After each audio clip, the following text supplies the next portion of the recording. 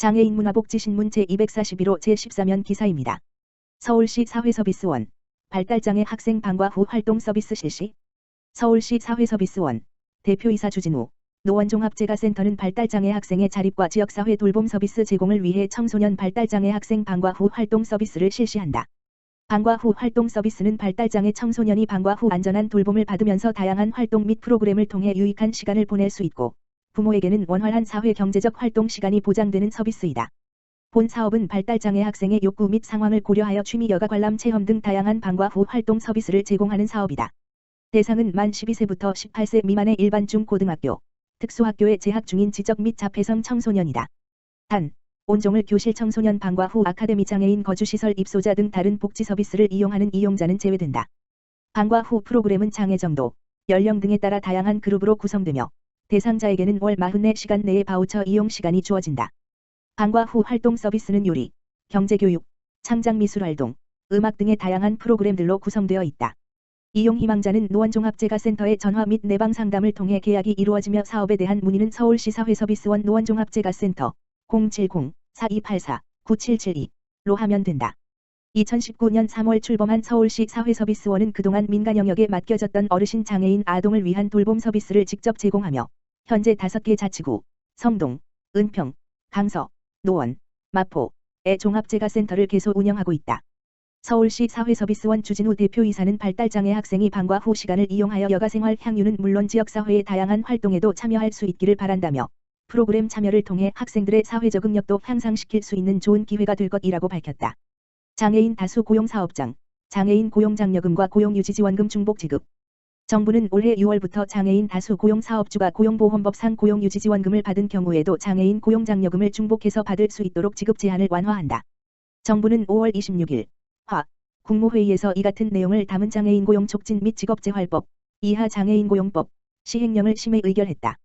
장애인 고용장려금은 장애인 의무고용률을 초과하여 장애인 근로자를 고용한 사업주에게 장애인 시설 설치 등에 따른 특별비용을 보전하는 제도다.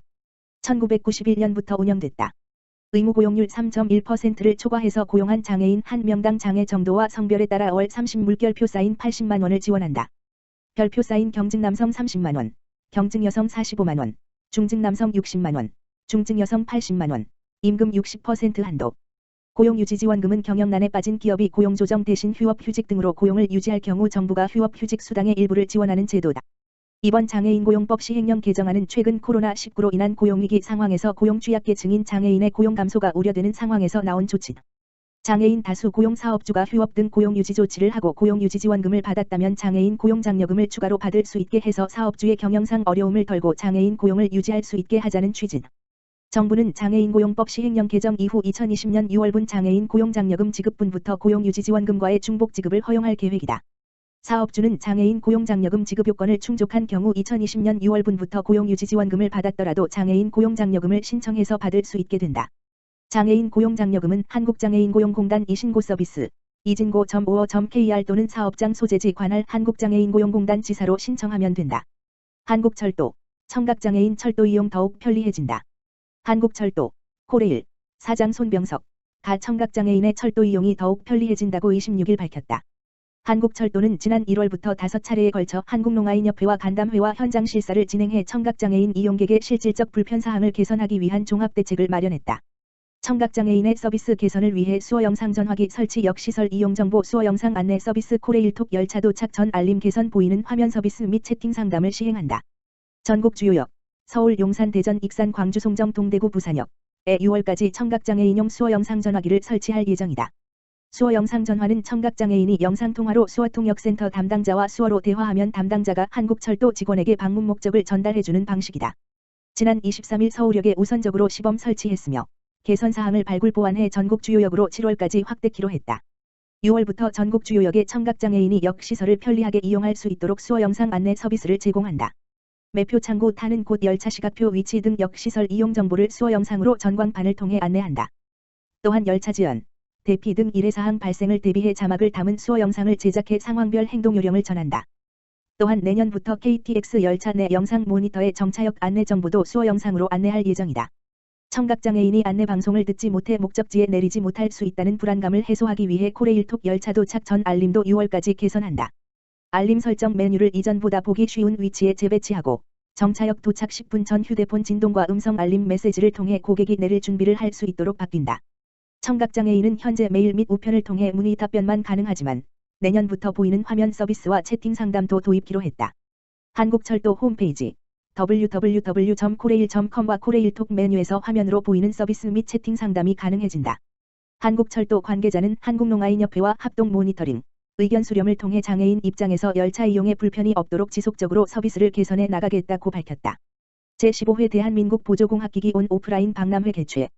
고용노동부 장관 이재갑, 가주퇴하고 한국장애인고용공단, 이사장 조종난, 이하공단, 이 주관하는 제15회 대한민국 보조공학기기 박람회가 5월 29일, 금,부터 30일, 토, 가지 서울 양재동 앳센터, 1층 제1전시관에서 열린다. 보조공학기기는 장애로 상실되거나 떨어진 신체 기능을 보완해서 장애인이 안정적으로 직업 생활을 할 수 있도록 돕는 기기다. 박람회 주제는 장애인 의무고용 시행과 공단 창립 30년 주년을 기념해서 장애인 고용 30년, 보조공학으로 날개를 달다로 정했다. 이번 박람회는 코로나19 확산을 방지하기 위해 비대면 비중을 높여 기존 오프라인 박람회와 달리 온라인 방식도 함께 운영한다. 먼저 국내외 62개 보조공학기기 업체가 참여하는 이번 박람회에서는 모두 208점의 기기를 전시관에서 만나볼 수 있다. 이 중에는 기립이 가능한 작업용 전동 의자차, 회의 중 특정 소리만 들을 수 있는 소리 증폭기 등 내차 산업과 관련된 보조공학기기가 포함되어 있다. 행사장을 방문하면 최신 기기와 신기술을 안내받고 직접 체험할 기회를 가질 수 있다. 다만 대면을 최소화하기 위해 참관 사전 예약제 별표 사인을 운영한다. 또한 비대면 관람을 돕기 위해 유튜브 헨푸TV를 통해 5월 18일부터 주요 보조공학기기를 소개한다. 1인 방송 유튜버, 크리에이터, 가 박람회 현장을 다니며 보조공학기기 전시 및 직업체험관 장애인 인식 개선 토크쇼 등 다채로운 행사를 실시간 재생, 스트리밍으로 온라인 중계할 예정이다.